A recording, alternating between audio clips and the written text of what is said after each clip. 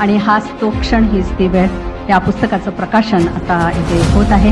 मी मान्यवरांना विनंती करते की नरकातला स्वर्ग या पुस्तकाचं आता इथे प्रकाशन होतं. माझ्यासारखा माणूस जो आहे तो कधी मनानं खचत नाही, कारण मी ज्यांच्याबरोबर काम केलेलं आहे, माननीय शिवसेना प्रमुख बाळासाहेब ठाकरे, त्यांनी सदैव आम्हाला तीच प्रेरणा दिली, खचू नका, आत्मविश्वास हा महत्वाचा. या पुस्तकातून लढण्याची प्रेरणा जरी 100 लोकांनी घेतली तरी या महाराष्ट्रातून आणि देशातून हुकुमशाही पूर्णपणे नष्ट होईल, गाडली जाईल. ज्याला विरोधी पक्षात काम करायचं आहे त्याने पुस्तक वाचलं पाहिजे.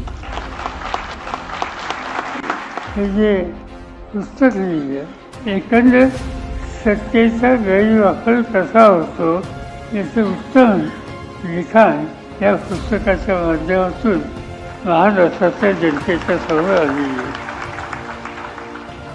पेन बहुत बड़ा हथियार है ना, ये सच कहते हैं, बहुत बड़ा हथियार है, इसमें कोई शक नहीं. इसका घाव जो है वो सदियों में भी नहीं भरता.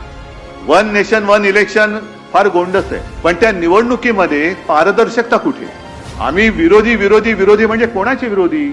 आमचं हिंदुत्व हे देशासाठी, राष्ट्रीयत्व हेच आमचं हिंदुत्व आहे. नरक आणि स्वर्ग या कल्पना खऱ्या आहेत, खोट्या आहेत, कल्पना नाही. पण जिथे आहोत तिकडे आनंदाने राहावं. दुसऱ्याला आपण आनंद देऊ शकलो नाही तर निदान त्रास तरी देऊ नये, एवढं जरी माणसाने पाळलं तरी मला असं वाटतं आपण आयुष्य जगलो. जे मी मगाशी म्हटलं की हे पुस्तक वाचल्यानंतर तुरुंग या विषयाची भीतीच लोकांच्या मनातली निघून जाईल, आणि ते काम तू चांगल्या पद्धतीने संजय या पुस्तकाने केलेलं आहे. आज आपल्याला हे सगळं बरं वाटतंय, म्हणजे ते तशासारख्या घुशी आणखीन काय या सगळ्या गोष्टी ऐकायला बरं वाटतं, पण प्रत्यक्ष तिकडे त्यांनी काय भोगलं असेल.